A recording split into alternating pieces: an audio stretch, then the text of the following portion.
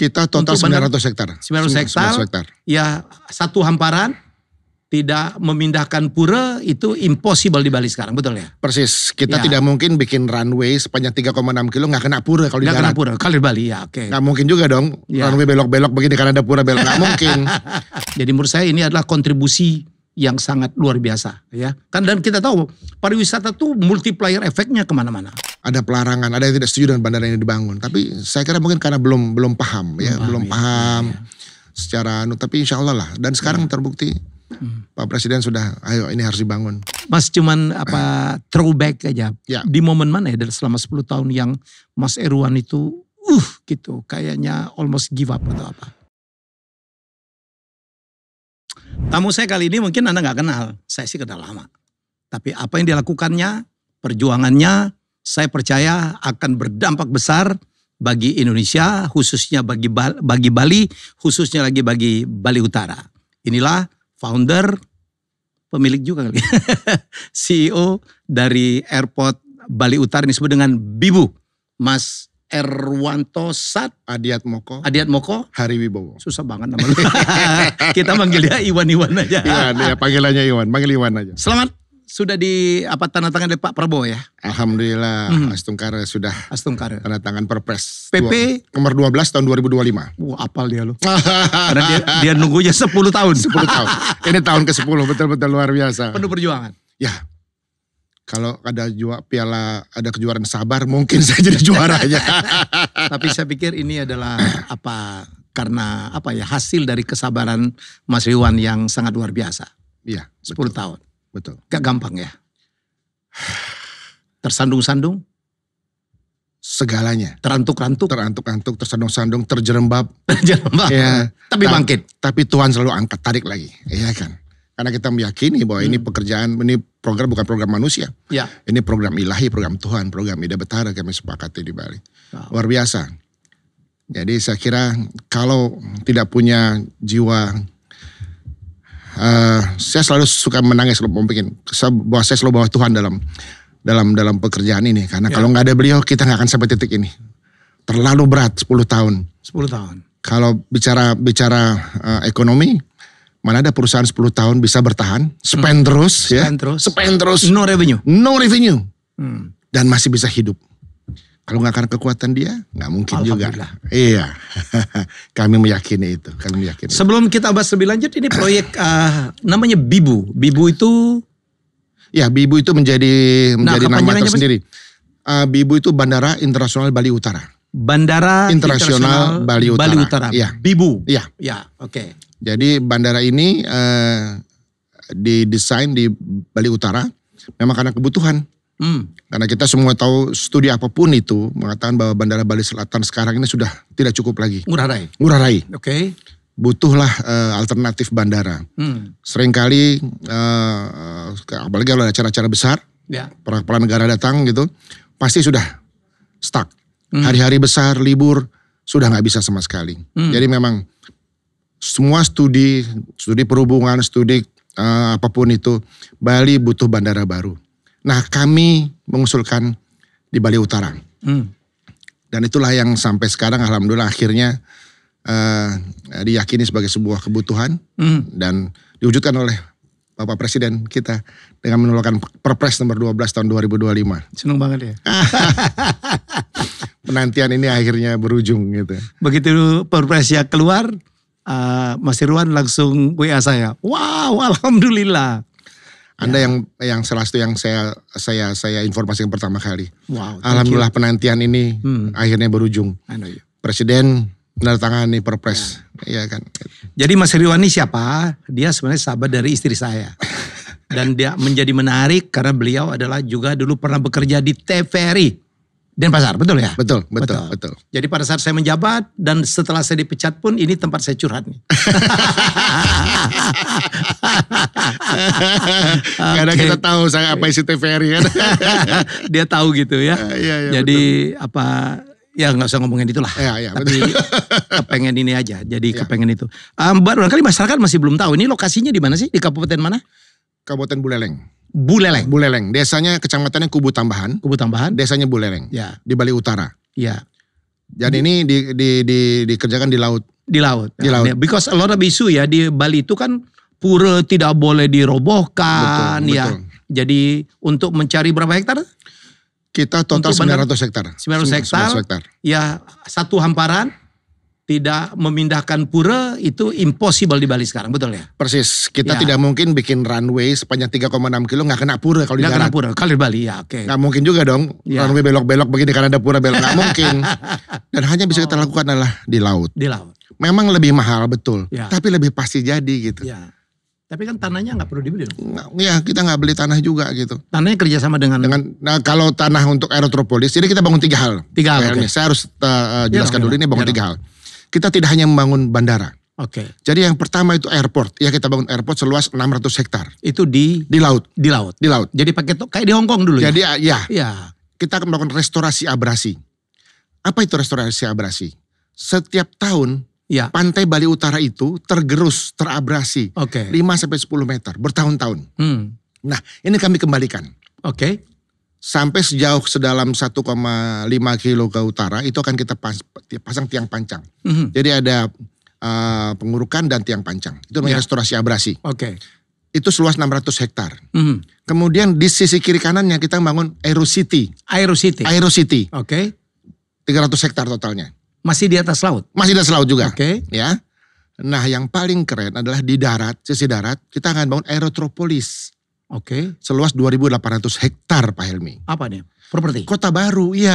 Kota baru pendukung bandara. Inilah pura ada gak akan kita perindah puranya. Kita bangun satu kota baru, ada perumahan, ada perhotelan. Semua kebutuhan. Nah itu tanahnya kita kerjasamakan dengan masyarakat. Nggak ada yang berpindah 1 meter. Kalau sekarang Pak Helmi ke Bali, ke Ubud-Taman cari tanah di sana atas nama PT Bibu atau atas nama Erwanto, nggak ketemu 1 meter pun. Karena kita nggak beli tanah masyarakat. Kerjasama. Dan menarik ya, saya bukan apa-apa. Bali Utara itu secara ekonomi tertinggal daripada Bali Selatan. Betul karena sekali. Jauh kemiskinan pun saya pikir lebih besar di Bali Utara ya. Memang kabupaten yang termiskin itu. Itu ya menurut. Dapat support dari Raja Buleleng dong. Alhamdulillah Pak Helmi, seluruh raja di Bali, bukan cuma Buleleng. Seluruh raja di Bali. Seluruh raja di Bali. Katanya besok mau ketemu dengan raja-raja Bali. Iya, kita ada rencana untuk bertemu beliau dan beberapa kali lah. Dan satu lagi kita setiap ada pertemuan itu 13 raja ini selalu kompak untuk mendukung. Iya. Jadi Buleleng, Gianyar, Karangasem, Kelungkung, Tabanan, Badung, Jemberana, semua kabupaten, seluruh puri-puri di Sebali semua mendukung Bandara Bali. Mereka menyambut semua. Yes. This is for Bali. Iya.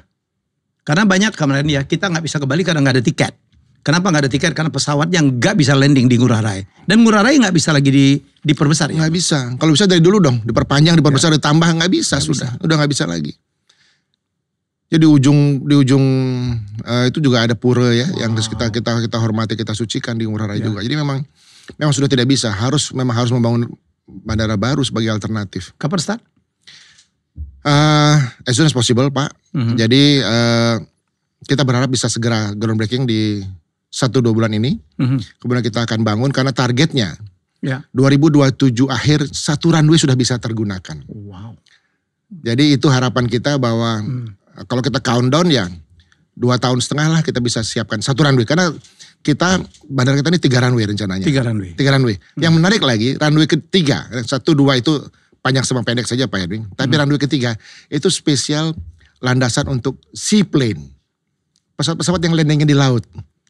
Nah, ini kelebihannya bandara ini kita. Untuk pariwisata keren banget ya. Iya, untuk pariwisata, untuk para nelayan-nelayan yang ambil ikan di laut di bagian Indonesia Timur, itu bisa langsung ke bandara kita, langsung ekspor. Nggak usah lama-lama lagi. Jadi kan dari mereka ambil di laut, ada pesawat kecil yang untuk ambil ikan, datang ke landasan kita, pindah ke pesawat besar, kargo berangkat. Ekspor. Jadi landasan itu landasan air gitu? Landasan itu laut. Iya. Yang ketiga? Betul, yang ketiga. Gila. Ini yang pertama kali di Indonesia. Investasi udah siap? Alhamdulillah. Investor udah siap? Sudah siap. Saya dengar udah lama udah siap ya? Iya. Kemarin cuma masalah perizinan aja yang belum. Betul. Sekarang begitu izin beres? Izin beres, dana sudah siap, tinggal jalan. Investor boleh tahu dari mana? Dari Cina. Dari Cina? Dari Cina. Okay. Jadi tanggal 9 November kami bersama Presiden waktu itu ke Beijing. Kami tanda tangan sama di KBRI di Beijing. Pak Jauhari Ratmawan. Pak Helmi kenal juga beliau, pasti Pak Jauhari, beliau tanda. Karena saya bolak-balik ke China. Ya itulah makanya beliau support sekali, luar biasa. Iya, semua orang pasti support lah. Saya pikir dengan isu kita ya, saya juga berapa kali ketemu Menteri Pariwisata bagaimana untuk menambah kunjungan wisata, terutama wisata dari asing ya. Betul. Jadi menurut saya ini adalah kontribusi yang sangat luar biasa ya. Kan dan kita tahu pariwisata tuh multiplier efeknya kemana-mana. Saya nanya dulu, ini nanti akan membuka lapangan pekerjaan untuk berapa orang, Mas Iwan? Pak Helmi, studi kami, pembangunan bandara ini membuka lapangan pekerjaan sebanyak 200.000 lapangan pekerjaan. Pembangunannya? Dan efek dominonya, ekonominya. Ya, ada bandara, ada Aerocity, ada Kota Baru. Oke. 200.000 lapangan pekerjaan. Jadi kalau Pak Helmi bisa bilang bahwa sekarang isunya Indonesia, tagar Indonesia gelap, enggak, insya Allah enggak akan. Indonesia akan terang dengan Bandara Bali Utara. Ya. Makanya tagline kami, dari Bali Utara untuk Nusantara. Dari Bali Utara untuk Nusantara. Untuk Nusantara. Ya. 200.000 itu dalam proses konstruksi pembangunan ya? Iya, dimulai dari situ. Dan saya tahu setiap kali teman saya Ishak Chandra mengatakan, setiap kali kita membangun properti itu melibatkan ratusan profesi. Betul. Ratusan UKM. Ya, karena bayangin aja, jadi mulai tukang batunya, tukang ukurnya, kontraktornya, ya kemudian mereka harus makan, mereka harus di penginapan. Ya, jadi banyak banget multiplier efek untuk ekonomi. Betul. Setelah dioperate, berapa kira-kira menyerap tenaga kerja? Saya kira efek dominonya sampai 500.000. Sampai Aerotropolis ya. Gitu. Karena kita targetnya 10 juta penumpang per tahun. 10 juta penumpang per tahun. Bandara kita ini siap untuk menampung penumpang 10 juta per tahun. Luar biasa. Dan pahala lu banyak banget. Amin ya Allah, amin. Amin. Gitu ya. Udah 3 tahun 4 tahun tiap ketemu gue curhat. Curhat tapi dia optimis. Iya. Oh selalu harus optimis. Tahu banget one day. Karena semua orang tahu ini proyek bagus banget. Ya. Dan yang mendoakan terutama orang-orang Bali ya. Amin. Apalagi Bali Utara demikian support proyek ini ya Pak. Ya. Seluruh bukan cuma para raja-raja Bali. Ketua adat, desa adat. Karena ekonomi akan terbangun Pak. Ya. Itu yang paling penting kan. Sekarang ini kenapa Bali Utara itu miskin? Karena warganya bekerja di selatan. Di Bali, di Badung. Iya. Jadi kalau Bali saya katakan itu berat ke selatan ya. Udah tenggelam di selatan. Nah kita pengen seimbangkan ini kira-kira. Oke. Gitu kan Pak. Nah sehingga ketika dibuka ekonomi kan bekerja, gak perlu lagi ke selatan bekerja. Oke. Ayo kita kembangkan Buleleng ini. Dan itu kabupaten sekitarnya pasti akan kena. Hidup. Kabupaten Karangasem, Kabupaten Jembrana, Bangli. Hidup semua Pak dengan ini Pak. Dan pariwisata juga dahsyat ya. Wah luar biasa. Lovina. Luar biasa. Tidak akan lagi terjadi nanti cerita tahun 2023 tahun baru itu penumpang turun di tol jalan kaki ke udah kena stuck seperti nggak akan lagi. Ya. Satu-satunya jalan memecah macetan di selatan adalah Bandara Bali Utara ini, memecah perekonomian kan gitu. Tinggal ditambah tol aja kali ya. Tol atau itu bersamaan LRT. Pak. Perpresnya. Ini menariknya Pak. Perpres 12 ini bersamaan dibangun bandara, dibangun tol juga. Dari mana ke mana? Dari Denpasar ke bandara kita. Denpasar, Singapadu, Gianyar, Bangli, Bandara Bali Utara. Berapa kilo itu? Kurang lebih 60-70 km. Wow, dulu. Dan itu termasuk dibuat oleh dulu tuh gue males ya diundang di Singaraja gitu ya. Iya. Macet jauh berjam-jam. Betul, dan berliku-liku jalannya kan gitu. Oh jadi proyeknya barengan ini? Bersamaan. Nanti Bapak boleh buka itu halaman 109 Perpres itu. Bandara Bali Utara dibangun, tol dibangun. Jadi simultan luar biasa. Ini buah dari doa perjuangan luar biasa. Amin. Mas Irwan di sini posisi sebagai Pak Founder, inisiator. Ya betul, inisiator. Kemudian ini juga ya pemilik proyeknya juga. Alhamdulillah. Sekarang dirutnya juga. Iya betul. Soalnya dia ngaku-ngaku juga dirutnya. Ya itu mesti penonton. Wah ini luar biasa. Saya kalau beli yang buka ya hati-hati. Sekarang banyak sekali yang ngaku-ngaku gitu ya. Ujung-ujung minta duit. Sekarang paling gampang zaman sekarang tinggal Google aja. Ya kan. Bali Utara siapa itu kelihatan lah. Hati-hati. Jadi dirut CEO resmi dari Bandara Internasional Bali Utara adalah Mas Erwanto. Terima kasih. Erwanto Sat Adiatmoko, Hari Wibowo. Gue kenal udah 10 tahun, gak tahu ke nama belakang. Gue tanya sama bini gue Febri, nama Mas Erwanto siapa? Erwanto doang. Erwanto. Enak aja lu gitu. Seneng banget. Jadi saya pikir teman-teman semua ya, orang pelaku-pelaku pariwisata dan juga Indonesia, betul. Mungkin ya betul ya, dari Bali Utara kita membangun Nusantara. Ya, we start from there, karena kita tahu sekarang kita lagi tidak baik-baik saja, tapi kita tidak boleh kehilangan hope. Tidak boleh kehilangan hope. Betul, ya, semoga Indonesia makin membaik ya. Yakin. Dengan program-program yang dilaksanakan sekarang oleh pemerintah, dan kita start sekarang. Jadi Pak Prabowo tuh langsung on. Sudah terima kami. Nah, ini saya buka lagi ke Pak Helmi ya. Pak Presiden sudah terima kami dengan 13 Raja Bali. Di sana ya? Di kantor beliau tahun lalu. Oke. Beliau akan groundbreaking di Bali. Tapi ketika tahun lalu beliau menerima kami dan beliau sampaikan, ini bandara harus saya bangun. Harus dibangun. Dan ini proyeknya beliau. Karena ini kebutuhan. Bahkan statement beliau di ujung pertemuan, kalau kekurangan dana, kita akan tambahkan dari APBN. Kan luar biasa ucapan Presiden. Seperti itu kan. Itu yang kita bilang negara hadir. Walaupun beliau kemarin agak sombong juga. Gue gak pakai uang negara. Betul ya. Dan saya katakan pada beliau, Pak gak perlu Pak. Kami dana sudah ada. Makanya kami buktikan di tanggal 9 November itu kami sign di Beijing itu. 2 negara hadir kan. Bahwa ini karena 2 isu ya yang pasti aja ada orang yang gak suka. Oh biasa. Isunya itu satu, itu pakai tanah Bali dan membongkar-bongkar atau memindahkan pura. Satu. Udah dijawab, di atas laut. Ya. Oke, nomor 2, ini apa lagi sih APBN kita kurang kok bangun yang beginian. Udah dijawab juga bahwa semuanya adalah dari investasi asing. Betul. Ya, sekarang cuma China doang. Ada beberapa pihak lagi. Dari Timur Tengah juga ada yang sedang mendekat. Dan kita tidak hanya bangun bandara tadi. Kita bangun Aerotropolis juga. Jadi kalau yang Cina ini sekarang hanya untuk bandara sementara. Jadi kita buka lagi untuk investor-investor yang lain. Properti terutama itu dari Abu Dhabi sudah datang untuk bertemu sama kami. Dari Australia juga kemarin. Bahkan kami diundang ke Kedutaan Besar Australia untuk bicara masalah ini. Bagaimana Pak Ul kerjasama. Bali kan halaman belakangnya Australia kira-kira gitu kan. Betul. Kita kerjasama yuk Pak, kita bangun apapun. Saya bilang most welcome. Jadi itu tadi dari Bali Utara untuk Nusantara itu saya pikir untuk bahkan akan mendunia gitu kan. Bali kan selalu best destination, best resort, betul. Pulau terindah gitu ya. Dan kita satu hal yang menarik Pak Helmi bahwa kami itu sampaikan kami punya 3 ramah. Ramah teknologi, ramah lingkungan, dan ramah budaya. Ini mungkin bandara yang pertama kali mungkin ya. Kami makanya statement kami not just an airport, we are artport. Itu jadi kan. Artport. Setuju saya. Kalau ramah pertama sih iyalah. Harus teknologi. Ramah kedua apa? Ramah lingkungan. Ramah lingkungan iyalah. Harus. Tapi ramah budaya. Itu saya pikir akan menjadi diferensiasi yang luar biasa bagi Bibu. Betul. Boleh tahu gak kira-kira total investasi berapa ya? $3 miliar. 3 miliar US dollar itu sekitar 50 ya. 50 triliun. Bertahap ya? Tentu bertahap. Oke. Hambatan apa lagi kira-kira yang belum selesai? Saya kira so far saya kira sudah, ini segala waktunya Presiden ya. Kalau sudah Perpres sudah turun, saya kira mestinya turunannya tidak akan lama lagi gitu ya. Sekarang kita tinggal menunggu komit ya. Iya, apalagi beliau komit, kita tinggal menunggu penetapan lokasi dari Pak Menteri Perhubungan. Yang sudah kami juga menghadap gitu.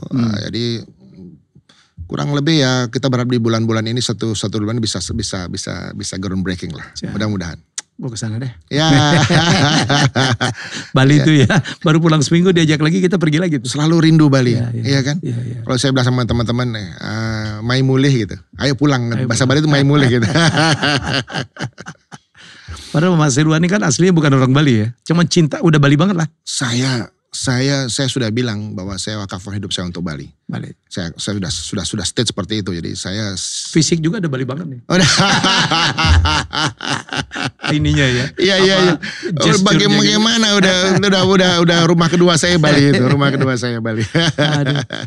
Mas cuman throwback aja. Di momen mana ya selama 10 tahun yang Mas Irwan itu gitu kayaknya almost give up atau apa? Jujur saja, ini di podcastnya Mas Helmi saya jujur. 2023 awal, ketika ada yang tidak setuju dengan bandara yang dibangun, itu buat kami pukulan sekali. Tapi saya selalu katakan pada teman-teman di Bali, jangan pernah menyerah gitu. Karena Bali ini pulau suci, kita semua sepakat bahwa kalau misalnya ini Tuhan tidak inginkan, Ide Betara tidak inginkan, pasti selesai dari kemarin-kemarin. Ayo kita terus berjuang. Dan perjuangan kita akhirnya bersama-sama semua, mungkin tadi pada Mas Eldi bilang doanya banyak orang yang doa gitu. Alhamdulillah, puji Tuhan, wasyukurillah, astungkara, terima kasih. Terbuka. Kemudian diterima oleh presiden macam-macam. Jadi semuanya itu memang paling sempat drop. Wah, ada pelarangan, ada yang tidak setuju dengan bandara ini dibangun. Tapi saya kira mungkin karena belum paham ya, belum paham secara tapi insya Allah lah. Dan sekarang terbukti Pak Presiden sudah, ayo ini harus dibangun. Dan ini menjadi harus menjadi yang lebih baik daripada Singapura sama Hong Kong. Beliau bilang gitu kan. Beliau ada statement. Bandara Bali Utara akan saya bangun seperti Singapura dan Hong Kong. Itu statement beliau. Jadi saya kira ini tantangan buat kita juga. Tantangan buat kami untuk membuat bandara yang sesuai dengan harapan beliau. Gitu. Boleh tahu arsiteknya siapa? Kita masih pitching bidding antara dari Paris, dari Jepang sama dari Cina. Oke. Ya. Pitching operator juga? Ya, operator juga. Betul. Katanya ada berapa nama ya? Nama-nama operator bandara. Iya, ada beberapa bandara luar yang sudah memasukkan penawaran ke kita. Kemudian saya dengar ada Incheon. Iya, dari Korea Selatan juga sudah memasukkan. Ya, kita sudah buat MOU juga dengan mereka. Jadi kalau kita terbuka lah. Ya. India juga jangan salah. Jadi kayak Polonia kan India yang pegang ya. India sudah mengirimkan bahkan mengirimkan CEO-nya bertemu saya bulan kemarin di Jakarta. Skipul belum. Jadi Australia, India, Cina, semua Korea yang sudah. Semua begitu perpres ditandatanganin. Ya itulah ya, memang ada waktunya lah. Waktu Tuhan tuh memang paling indah gitu. Ya kadang-kadang diatur ya. Iya. Kadang-kadang rencana terbaik kita belum tentu sama dengan rencana terbaik Tuhan. Betul, sepakat. Minimal di timing. Ya. Dia bilang, Mas Irwan jangan sekarang ya. Betul, ya. Betul. Nanti. Ini kata orang-orang tuh ya, indah pada waktunya. Ya, saya sepakat sekali. Sudah itu kita nggak fight untuk itu udah pasti indah pada waktunya kan. 10 tahun mungkin, aduh, ini kalau dia merasa berat banget gitu kan. Tapi pasti Tuhan bilang, kamu masih kuat kok, itu kan. Karena Tuhan tidak akan pernah menguji orang ya, umatnya melebihi kemampuannya. Kan? Iya. Dan sekarang alhamdulillah semuanya sudah mengerucut bersama-sama. Tidur nyenyak sekarang. Alhamdulillah. Sekarang tidur nyenyak. Dan itu tadi yang tadi digarisbawahi oleh Mas Helmi tadi. Sebenarnya harus hati-hati ya. Banyak sekali orang mengaku-ngaku. Biasalah kalau sudah seperti ini kan. Jadi kalau istilahnya beliau ketika menerima kami ini, hati-hati nih, barang cantik ini harus banyak yang memanfaatkan. Jadi mudah-mudahan itu menjadi perhatian buat semua pihak juga untuk hati-hati gitu. Jadi kalau Anda ingin misalnya menawarkan kerjasama atau apa gitu dengan Bibu, ke beliau inilah ya, Pak Irwanto ya. Kalau susah cari gua aja. Sepakat sekali. Jadi makelar gitu. Makelar kebaikan tuh. Kebaikan. Iya. Karena saya tahu banyak yang mengatasnamakan. Gitu ya Pak ya. Ya salah satu datang ke saya, Bos. Tuh kan, Masya Allah. Dia bilang ini gak sah, udah dipecat. Gitu. Birutnya udah diganti. Ya. Ini real ya. Nanti barangkali juga SK atau PP-nya ya yang menunjuk PT beliau. PT kita namanya? PT Bibu Panji Sakti. PT Bibu Panji Sakti ada di situ. Ya. Selamatlah. Terima kasih. Supportnya luar biasa. Yang nggak pernah. Karena support itu juga penting kan. Ada orang yang doa gue tuh. Ada support. Udah nggak bakal jadi. Udah nggak. Selesai supportnya. I strongly believe. Luar biasa. One day. Iya. One day. Wujud. Saya tahu Mas Irwan adalah orang yang sangat sangat religius, sangat bersyukur. Kalau boleh tahu, wujud bersyukur setelah perpres ditandatangani, apa yang Mas Irwan lakukan? Saya menangis. Saya tidak bisa menahan air mata gitu. Bahwa akhirnya Tuhan, bahwa Allah itu akhirnya lorong yang gelap itu kemudian terbuka menjadi terang. Terang banget ini. Terang banget gitu ya. Dengan yang selama ini orang bilang hal yang tidak mungkin terjadi, hal yang buat Tuhan gak ada yang gak mungkin. Ternyata. Kun fayakun kan. Allah tunjukkan gitu. Dan inilah keyakinan bersama kami di Bali juga. Bahwa ini adalah kebutuhan pasti terjadi gitu. Nah saya bersyukur gitu. Sujud syukur ya Allah. Akhirnya kau sampaikan di ujung gerbang. Ini kan masih pintu gerbang nih. Kita masuk pintu gerbang untuk mulai membangun. Jadi masuk pintu gerbang aja. Setelah 10 tahun gitu. Dulu kayak menjalanin lorong yang gelap ya. Kadang-kadang di ujung ada lampunya berkelip-kelip. Iya betul. Sekarang terang banget. Sekarang terang banget. Alhamdulillah. Mas Irwan, ada closing statement? Apa yang ingin disampaikan ke masyarakat? Saya pikir mari kita bangun Bali bersama-sama. Tidak ada lagi perbedaan, tidak ada lagi kesimpang siuran karena ini sudah menjadi keputusan presiden. Mari kita bangun Bali bersama-sama, seluruh sektor ayo kita bergandeng tangan. Bersama-sama mewujudkan Indonesia, Bali sejahtera untuk Nusantara. Kira-kira begitu. Thank you, itulah diskusi saya 25 menit. Saya pikir there's more than enough. So kalau cerita kita pribadi ngapain, wah itu bisa 2 hari 2 malam. Betul. Ini saya mengundang karena ya dia adalah teman kami berdua dengan Febri. Ya bukan karena ini aja kita bersama-sama ya. Termasuk dulu waktu saya masih di Senayan. Jadi selamat ya untuk kita semua. Selamat untuk masyarakat Bali, khususnya Bali Utara. Insya Allah ya proyek ini akan bermanfaat luar biasa ya. Amin. Menambah kunjungan wisata, which is akan membuka lapangan kerja, ya membuka, meningkatkan perekonomian rakyat. Pasti. Ya jadi. Menyeimbangkan perekonomian utara sama selatan. Itu yang luar biasa. Ya, creating new economic engine ini kan ya. Jadi ini penting banget dan itu yang mesti dilakukan. Ingat kita sekarang dapat persoalan banyak sekali yang di layoff. Semoga proyek-proyek seperti ini ya akan banyak menyerap tenaga kerja. Ya jadi menurut saya tidak ada lagi yang bisa kita inikan dan jangan lupa ya kalau ada yang ngaku-ngaku saya hari ini hadirkan ini loh yang punya proyeknya langsung. Ya jadi sekali lagi selamat Mas Irwan. Terima kasih. Kita tunggu 2027 akhir mungkin kita sudah dapat satu runway. Panjang 3,6 3.600 meter. Itu Boeing A380 bisa landing. Ya. Thank you bos. Sama-sama. Terima kasih. All the best. Kita jumpa lagi dengan tamu hebat saya selanjutnya. Bye bye. Mari.